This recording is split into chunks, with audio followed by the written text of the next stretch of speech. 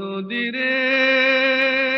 কিন্তু পাড়া দেখো, মানুষের কিন্তু ঘর আছে, ঘরের সাইডে এইদিকেও কিছু দেখো সরকার থেকে কিছু হেল্প বা কিছু খাবার দাবার সাহায্য কিছু পাঁশকুড়া, যেখানে প্রায় 1.5 থেকে 200 ফুট রাস্তা একটা জায়গায় নেই। একটা মানুষ তার জীবনের সমস্ত পুঁজি লাগিয়ে 30 থেকে 50 লক্ষ টাকা খরচ করে একটা বাড়ি তৈরি করেছিল। সেই বাড়িটা পুরোটাই আজ জলের তলায়। শুধু তাই নয়, প্রত্যেক বছর ডিসেম্বর মাসে যখন ক্ষীরাই ফুলের বাগান দেখতে আসে, লক্ষ লক্ষ মানুষ ফুলের বাগানের আনন্দ নিতে আসে, সেই জায়গাটা আজ কেমন আছে চিনতে কি পারছো ভাই?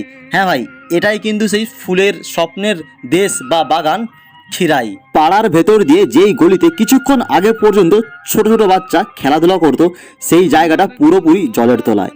গৃহপালিত পশু, গরু বা ছাগল গোয়াল শূন্য হয়েছে। রাস্তার মধ্যে যেই কুকুর ঘুরে বেড়াতো, সেও আজ ভয়ে ভয়ে দিন কাটাচ্ছে।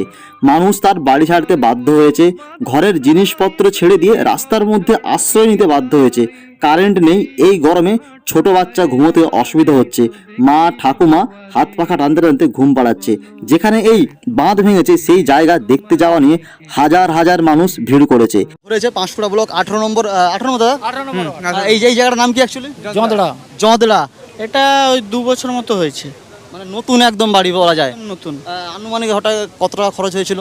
এটা মিনিমাম 50 লাখের মতো হবে তো। তার সঙ্গে পুরোপুরি স্বপ্নের শহর পাঁশকুড়া বাজার ও টোটাল পাঁশকুড়ার আশপাশ যে সমস্ত গ্রাম আছে, সমস্ত কিন্তু আজ জলের তলায়। সেটা ভোগপুর হোক বা তারও আশপাশের এরিয়া। আর যারা পাঁশকুড়া আসবে ভাবছো, তারা এই মুহূর্তে পাঁশকুড়া একটু অ্যাভয়েড করে চলো, কারণ ভাই কেউ জানে না এই জল কতদিন থাকতে চলেছে।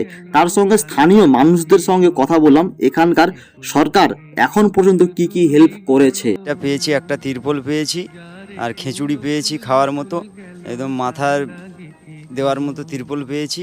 আদার্স আমরা কিছু পাইনি। সরকার যেমন এই যে রাত্রিবেলা অন্ধকার, যেমন দেখতেছি বাচ্চা খুবই গরমের মধ্যে কষ্ট থেকে স্বাভাবিক থাকবেই, সরকার থেকে কোনো কিছু প্রতিশ্রুতি কিছু দেওয়া পর্যন্ত?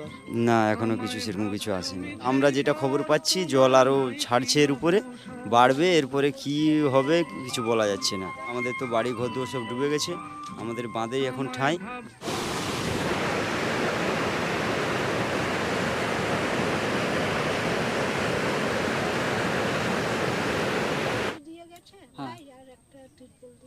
একটা খিচুড়ি, একটা তিরপল, আর কি কোনো এই মুহূর্তে কোনো হেল্প কিছু করা হয়েছে? তো যাই হোক, সব কিছু সরকার করবে এটাও কিন্তু আমাদেরকে ভুলে যেতে হবে। এই মুহূর্তে গরিব ধনী যে যেমন ব্যক্তি হও না কেন, আমরা সবাই এই পরিস্থিতির পাশে থাকবো। যে যেমন পারবো সাহায্য করব, চেষ্টা করব। রাস্তার অবলা প্রাণীদের পাশেও আমরা কিন্তু থাকবো। आप मेहनत करो, आप जो आपका काम है वो करो, सिंसियरली करो, उसके बाद जो रिजल्ट आएगा वो आएगा, उसमें कोई गम नहीं है।